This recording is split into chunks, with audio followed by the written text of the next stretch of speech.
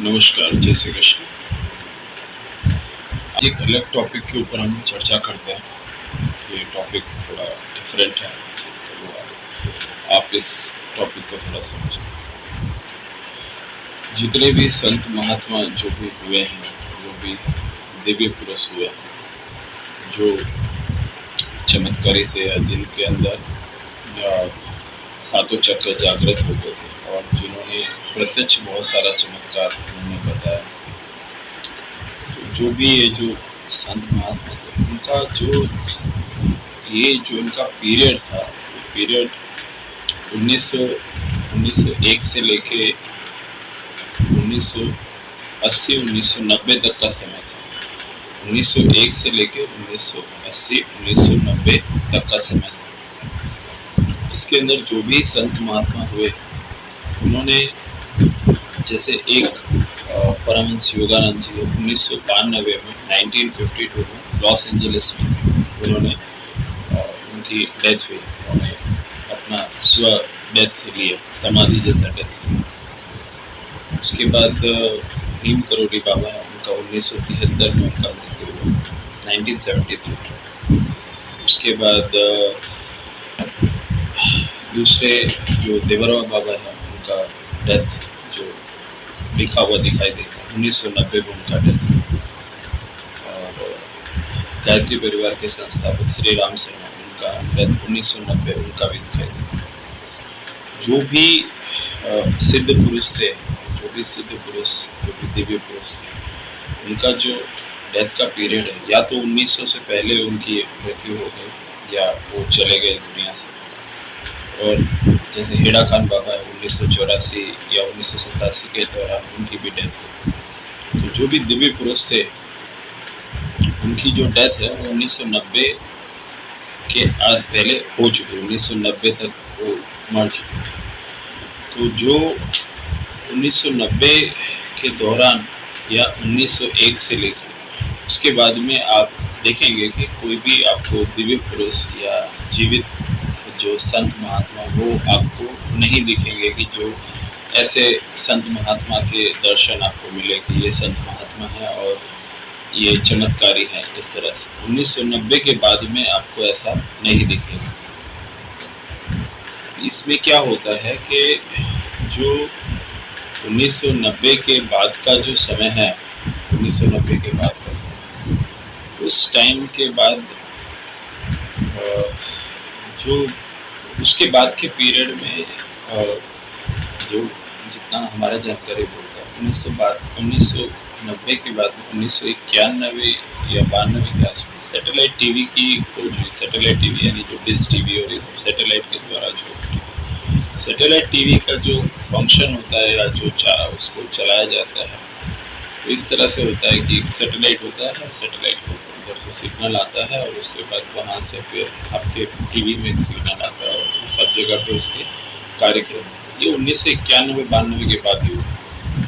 और 91-92 के बाद में फिर 91-92 के बाद में सैटेलाइट टीवी, फिर इंटरनेट और ये सब चीज़ें स्टार्ट हुई। उसके पहले ही ये जो संत महात्मा थे उनकी डेथ हुई, वो सब अमर थे। देवरवा बाबा की उम्र 900 साल से ज़्यादा बताई जाती है।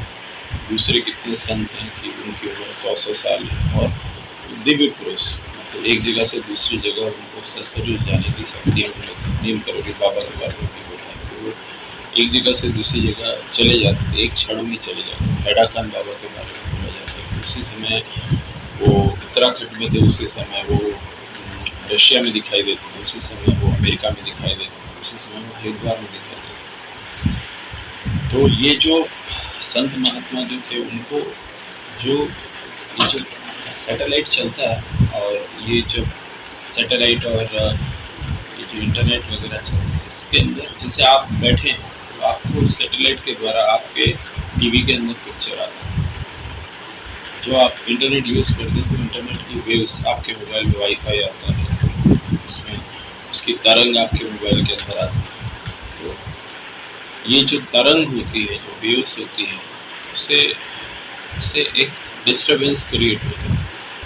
आप ये बात को इस तरह से समझिए कि जैसे जो भी दिव्य संस्थान होंगे ना, जो भी दिव्य संस्थान होंगे, जो भी पवित्र जगह होंगे, या कोई ऐसी जगह होगी जहाँ जो पावरफुल जगह हो, ठीक है, यहाँ पे सिद्ध संत पाए जाते, वहाँ पे आप देखेंगे कि वहाँ पे इंटरनेट काम नहीं करेगा।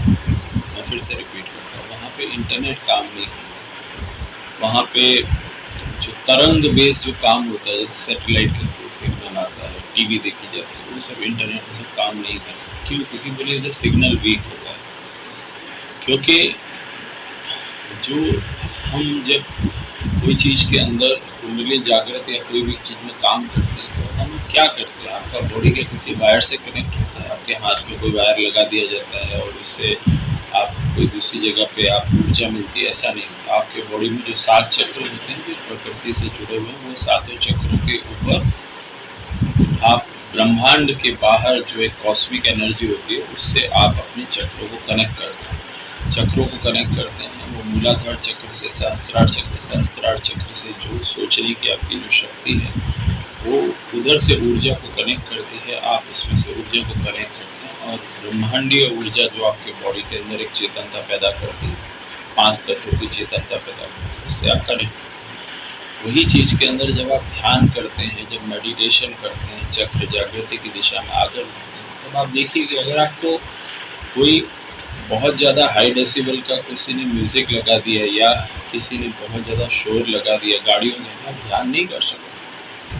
क्यों ध्यान नहीं कर सकते? क्योंकि आपको डिस्टर्बेंस होगा, आपको तकलीफ होगी। उसी तरह से जो भीड़ भाड़ वाली जगह होती है, जहाँ पे बहुत ज़्यादा शोर होता है, तनाव होता है, वहाँ पे संत महात्मा नहीं होते। संत महात्मा एकांत जगह पे चले जाते हैं। तो जो वेव्स तरंग और जो सैटेलाइट का जो सिग्नल्स और ये जो मोबाइल के सिग्नल्स हैं, ये सबसे डिस्टर्बेंस पैदा होता है। तो संत महात्मा लोगों को मालूम था कि 1990-91 के बाद में ऐसी टेक्नोलॉजी आने वाली है, इंटरनेट आएगा, मोबाइल के सिग्नल्स होंगे, ये सब चीज़ होगा, और वो चीज़ की वजह से एक जो कॉस्मिक एनर्जी और उस सब के अंदर जो एक उनका जो कनेक्शन होता है, तो वो चीज़ के अंदर एक डिस्टर्बेंस क्रिएट होता है। उसकी वजह से वो स्वतः ही, आप ये देखेंगे कि जो संत महात्मा 1990 के दशक के बाद में आप संत महात्मा, सिद्ध संत महात्मा नहीं दिखेंगे। दूसरा चीज़ कि फिर सिद्ध संत महात्मा सूक्ष्म शरीर से कुंभ के मेले में और शिवरात्रि के मेले में और ऐसे पूनम के पवित्र दिनों में आप देखेंगे कि उस एक तो स्वतः ही कहीं बनारस है, काशी है, गिरनार है, काफ़ी जगह पर वो दिखाई देते हैं। दर्शन कर नहाते हैं, स्नान करते हैं, सूर्य देव को और जल के अंदर स्नान करते हैं। आप देखेंगे कहीं वो चले जाते हैं, तो सूक्ष्म शरीर से स्वतः सशरीर प्रकट होते हैं, फिर उसके बाद कहीं चले जाते हैं, अदृश्य हो जाते हैं, फिर तपस्या करने चले जाते हैं। तो आप ये समझिए कि जो सिद्ध संत हैं, उनको उनको मालूम होता है कि क्या होने वाला है। सिद्ध संतों को ये मालूम होता है कि क्या हो रहा है। मैं फिर से सिद्ध संतों को सब मालूम होता है क्या हो रहा है। सिद्ध संतों को सब मालूम होता है क्या होने वाला है। उनको मालूम है दुनिया में क्या चल रहा है। उनको मालूम है कि कौन क्या सोच रहा है। जैसे आप इधर बैठे बैठे क्या सोच रहे हो, वो सिद्ध संतों को मने मालूम है। आप अगर यहाँ पे बैठे बैठे नीम करोली बाबा जी को याद करें, तो नीम करोली बाबा जी आप क्या सोच रहे हो उनको मालूम है कि मेरे बारे में कितने लोग क्या सोच रहे हैं। वो जो सूक्ष्म शरीर से है उनको सब चीज़ मालूम है। जो भी दिव्य पुरुष हैं, देवर बाबा हो, श्री राम सर हो, कोई भी दिव्य पुरुष है, जो भी व्यक्ति दिव्य पुरुष है, जिन भी दिव्य पुरुषों को व्यक्ति याद करता है, उन लोगों को सब मालूम है कि क्या हो रहा है दुनिया में। ठीक है, उसके बाद जो भी चीज़ें आप यहाँ से वातावरण से कोई भी चीज़ें आप सोचते हो, कोई भी चीज़ आप बोलते हो, सब चीज़ कहीं ना कहीं जो सूक्ष्म शरीर से जो दिव्य पुरुष विद्यमान है, वो सब चीज़ सुनते हैं, सब चीज़ देखते हैं और सब चीज़ उनको प्राप्त होती है। अब ये बोलने के पीछे रीज़न ये है कि इसी की वजह से जो अधिक से अधिक जो साधना की जाती है या करनी चाहिए, एकांत और शांत जगह पे करनी चाहिए, तब आपकी साधना सफल होती है। रात के समय आप साधना करते हो और सफल होती है। सुबह के समय अर्ली आप साधना करते हैं ब्रह्म मुहूर्त में और सफल। शोर से जितना दूर आप अपनी साधना करेंगे उतना आपके अच्छे रिजल्ट आपको मिलेगा। ये बातें हमारे जो लोग साधक लोग बहुत ज़्यादा साधना करते हैं, जो भी लोग इस सब चीज़ में हैं, वो लोगों के जो अनुभव है कि आप देखिए कितनी ऐसी सिद्ध जगह होगी, ऐसी दिव्य जहाँ पे मोबाइल का नेटवर्क ही नहीं आएगा।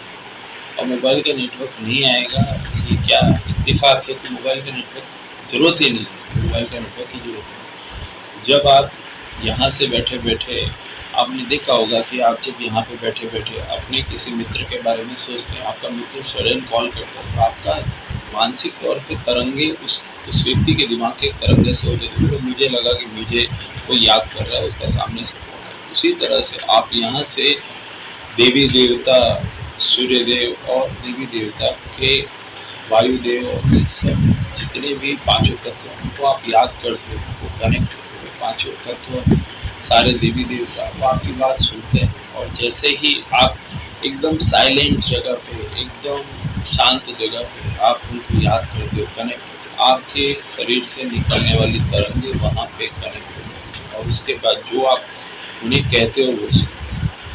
अगर आपने कहा और उन्होंने सुन लिया तो आप बोलते हो यार मैंने ऐसा सोचा और मेरा काम हो। वो जो चीज़ है वो एकांत जगह, रात का वातावरण या सुबह अर्ली का वातावरण, उसका एक बहुत गूढ़ महत्व है। और वो हमने आपको दूसरी चीज़ की, जो भी दिव्य पुरुष हैं, संत देव हैं और सूक्ष्म शरीर से विद्यमान, आप अपने बॉडी से अगर आप दिल से हनुमान जी को याद करते हैं तो हनुमान जी भी आपकी बात सुनते हैं।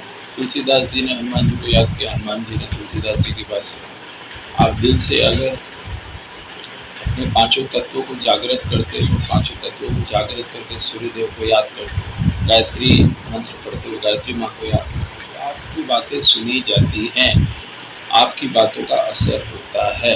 आप जितना शांत वातावरण में, जितना एकांत जगह पे उसको याद करते हो, उन तक अपनी बात पहुँचाते हो, आपकी आवाज़ वहाँ तक पहुँच जाती है। ब्रह्म मुहूर्त में, रात में, इसीलिए बहुत ज़्यादा चीज़ के अंदर जब आप अपनी बात रखते हो, भगवान आपकी बात सुनते हैं। नॉर्मल वातावरण में बहुत शोर होता है, बहुत सारा, ये कुछ इसका जो संबंध है वो साधना से है। शोर, ध्वनि प्रदूषण, ये सब चीज़ों का बहुत संबंध है। इसलिए एकांत जगह पे शांति से भगवान को प्रार्थना करने से आपके अंदर जो सातों चक्र हैं वो कनेक्ट होते हैं, और उससे जो भी आप साधना करते हैं उसका फल आपको मिल जाता है। और उसके लिए आपको एकांत जगह पे शांति से आपको उनको याद करना चाहिए। आप याद करते हैं, आप मंत्र जाप करते हैं, आप साधना करते हैं, आपको उसका फल मिलता है। इसलिए ये चीज़ हमारे को लगा कि आपको बताना चाहिए, इसलिए मैंने शेयर किया कि जो भी चीज़ें उसके अंदर ये सब वेव्स होती है, तरंग, पूरा खेल ही तरंगों का है। आप यहाँ से तरंग बिजली की तरह, बॉडी के अंदर एक बिजली की तरह तरंग आती है, माथे के अंदर तरंग दौड़ती है, आपको लगता है कि तरंग उठ रही है, झटका लग रहा है। तो आप इस चीज़ का यूज़ कीजिए, एकांत स्थान पे या मंत्र जाप कीजिए, साधना कीजिए, और शांति वाली जगह को चुनाव कीजिए। अर्ली मॉर्निंग का समय चीज कीजिए, रात का समय यूज़ कीजिए, शाम का समय यूज़ कीजिए, तो आपको रिजल्ट बहुत अच्छा मिलेगा। श्री कृष्ण, हरे कृष्ण हरिओम हरिओम, ओम नमः शिवाय, ओम नमः शिवाय। जय श्री राम, जय श्री राम, जय वीर, जय श्री राम, जय माता, जय माता।